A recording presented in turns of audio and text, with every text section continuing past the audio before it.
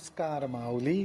चला, ज्ञानेश्वरीच्या सहवासात आपण ज्ञानेश्वरी अध्याय 2 मधील 256 ते 263 ओव्यांच्या सहवासात जाऊया. ह्या ओव्यांमध्ये ज्ञानोबाराय आपल्याला वेदांना धरून काही गोष्टी सांगतायत. आता ह्या गोष्टींचा इथे उल्लेख करण्याचं कारण असं वाटतं की अर्जुनाने शास्त्राचा आधार घेऊन श्रीकृष्णांना नीती धर्म ह्याच्याबद्दल जेव्हा विचार मांडले त्यावेळी प्रमाण ग्रंथ म्हणजे वेद उपनिषद ह्याला कशा पद्धतीने आपल्याला मार्गदर्शन करायचं आहे हेच मुळात समजून घेणं आवश्यक आहे. वेदांनी भरपूर ज्ञानाचा साठा आपल्या पोटामध्ये धारण केलेला आहे आणि संपूर्ण विश्वाला वेद हे ज्ञान देत असतात. संपूर्ण विश्वाला ज्ञान देऊन उरेल इतकं ज्ञान वेदांमध्ये साठवलेलं आहे.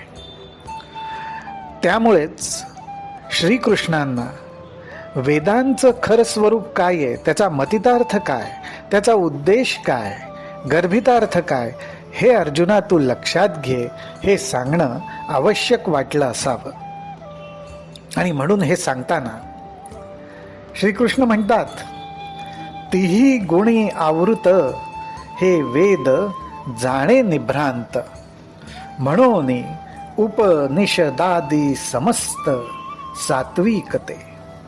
वेदांना त्रिगुणात्मक म्हटलेलं आहे. माऊली, इथे वेदांना त्रिगुणात्मक म्हणण्याचं कारण असं की बहुत करून वेदांनी कर्म विधी परंपरा ह्या दृष्टीने भरपूर मार्गदर्शन केलेलं आहे. आणि कुठलंही कर्म म्हटलं, कुठलीही कृती म्हटली की त्याचा परिणाम, त्याचं फळ हे आलंच. आणि शेवटी कुठल्याही कर्माचा आणि कृतीचा परिणाम हा गुणाला धरूनच असतो. कर्म करण्यामागची आपली भूमिका काय आहे आणि त्या भूमिकेमध्ये सत्वगुण रजोगुण तमोगुणाचं प्रमाण काय आहे, कितपत आहे, त्याप्रमाणेच ते फळ सुद्धा त्या गुणांच्याच रसाने भरलं जातं. ह्या गुणांविषयी सखोल माहिती पुढे ज्ञानेश्वरीत येणार आहेच आहे. परंतु अशा रीतीने वेदांनी कर्माधिकांचे निरूपण केलेलं आहे ते अर्थात या त्रिगुणांनाच धरून आहे. आणि त्याचं फळ म्हणून जे सांगितलं आहे त्याच्यामध्ये स्वर्ग संसार आणि नरक ही व्यवस्थाच प्रतिपादन केलेली आहे. त्यामुळे श्रीकृष्ण अर्जुनाला म्हणतात की अरे अर्जुना, ह्या वेदांनी जे ह्या तिन्ही गुणांना धरून मार्गदर्शन केलेलं आहे त्याच्याकडे तू दुर्लक्ष कर. ह्या गुणांमध्ये अडकण्यापेक्षा आत्महिताचं काय आहे, आत्मसुखाचं काय आहे त्याच्यावरच तू लक्ष केंद्रित कर. म्हणून तू जाण हे सुखदुःखांसीच कारण, एथ झणे अंतःकरण रिगो देसी. तू ह्या ठिकाणी तुझं चित्त तुझं अंतःकरण देऊ नकोस बरं. तू गुणत्रयात अवघेरी मी माझे हे न करी. ज्ञानोबारायांनी ही फार मोठी भूमिका आपल्या सर्वांना सांगितली आहे. ते म्हणतात मी माझे हे न करी, कारण मी आणि माझं या करण्यामधनंच अहंकार वाढतो आणि हा अहंकार शेवटी दुःखाला शोकाला कारणीभूत होतो. मी माझं मुळेच तो आसक्ती लोभ मोह ममता ह्याच्यामध्ये डुबतो आणि ह्या सर्वाला कारण असतात म्हणजे ते 3 गुण. म्हणून ज्ञानोबाराय म्हणतात तू गुणत्रयाते अवघेरी मी माझे हे न करी, एक आत्मसुख अंतरी विसंभजणी. या गुणत्रयांचा अवघेर करायला सांगतात. हा अवघेर करणं त्याग करणं इतकं सोपं नाही बरं माऊली. हां, पण आपल्याला पूर्णपणे त्याग हा करणं जरी अशक्य असलं तरी आपण ह्या गुणांना आत्मसुखाकडे मात्र वळवू शकतो. ह्या गुणांच्या आधाराने आपलं आयुष्य मी माझं करण्यात घालवण्यापेक्षा एक आत्मसुख अंतरी विसंभजणी ह्या गुणांच्या साह्याने आपल्याला काही प्रमाणात आत्मसुखाच्या दिशेने वाट चालण्याचं मार्गदर्शन मिळून आत्मसुखाचा प्रयत्न आपल्याला करता येईल का? आत्मसुखाच्या ठिकाणी तर हे तिन्ही गुण गळूनच पडतात. हे ज्या ठिकाणी गळून पडतात तिथूनच तर आत्मसुखाला सुरुवात होते. आणि म्हणूनच ज्ञानोबाराय म्हणतात, जरी वेदे बहुत बोलिले, विविध भेद सूचिले, तरी आपण हित आपुले तेची घेपे. अहो, वेदांनी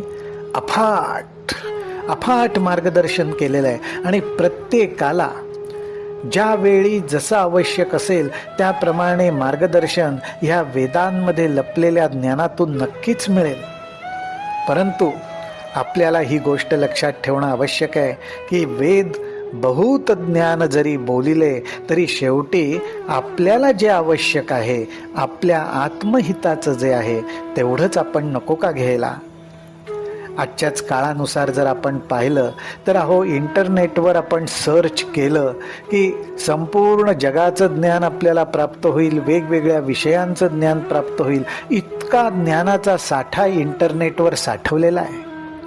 पण ज्याप्रमाणे हुशार व्यक्ती, चाणाक्ष व्यक्ती त्याला जेवढं आवश्यक आहे तेवढ्याचाच शोध घेते. तीच गोष्ट माऊली आपल्याला इथं सांगतात. जैसा प्रगटलिया गभस्ती, अशेष ही मार्ग दिसती, तरी ते तुलेही काय चाली जती सांगे मज. फार सुंदर दृष्टांत दिलेला आहे. सूर्योदय झाल्यावर अनेक मार्ग दिसतात, पण माऊली शेवटी ज्या मार्गाने जाऊन आपण आपल्या ध्येयाशी जाऊन पोचतो, मुक्कामी जाऊन पोचतो, आपल्याला अपेक्षित स्थानी जाऊन पोचतो, फक्त त्याच मार्गावर नाही का आपण चालत. सूर्योदय झाल्यावर अनेक मार्ग दिसायला लागले म्हणून काही सगळ्या रस्त्यांनी, वाटांनी आपण चालायला सुरुवात नाही करत. त्याचप्रमाणे या वेदांच्या ज्ञानाने, त्या ज्ञानाच्या प्रकाशात अनेक गोष्टी आपल्याला प्रगट झाल्या, आपल्या समोर उलगडल्या गेल्या, तरी शेवटी आपल्याला जे अपेक्षित आहे, आपल्या हिताचं आहे तेवढंच आपण नको का निवडायला? या पृथ्वी तलावर पाण्याचे अनेक साठे आहेत, पण शेवटी तहान लागल्यावर आपली तहान भागेल एवढंच पाणी नाही का आपण घेत? हे असे दृष्टांत ज्ञानोबारायांनी आपल्याला दिलेले आहेत. आणि म्हणूनच ज्ञानोबाराय म्हणतात, तैसे ज्ञानी जे होती, ते वेदार्थाते विवरिती, मग अपेक्षित ते स्वीकारिती, शाश्वत जे. ज्ञानोबाराय म्हणतात, म्हणूनच ज्ञानी सुद्धा जे असतात ते वेदांच्या उपदेशाचा विचार करतात, त्याच्यावर चिंतन मनन करतात. माऊली हो, याचाच अर्थ असा की आपल्याला ज्ञानाच्या अनेक वाटा उलगडल्या, ज्ञानप्राप्तीची अनेक संधी आपल्याला प्राप्त झाली, तरी शेवटी आपल्यासाठी जे शाश्वत आहे, अपेक्षित आहे तेवढंच आपण स्वीकारलं पाहिजे. आणि आपल्याला अपेक्षित आणि आत्महिताचं म्हणजे एकच, जे अविनाशी तत्व आहे, जे शाश्वत आहे, त्याचा बोध, त्याचा मार्ग कुठे आपल्याला दाखवलाय तेवढंच आपण स्वीकारलं पाहिजे. आणि बाकीच्या गोष्टींचा आपण त्याग केला तरी चालेल. आपण सुद्धा ज्ञानोबारायांना हीच प्रार्थना करू की आम्हाला सुद्धा हाच शाश्वताचा मार्ग तुम्ही दाखवा आणि त्याच वाटेवर चालायला प्रेरित करा. रामकृष्ण हरी, रामकृष्ण हरी, रामकृष्ण हरी.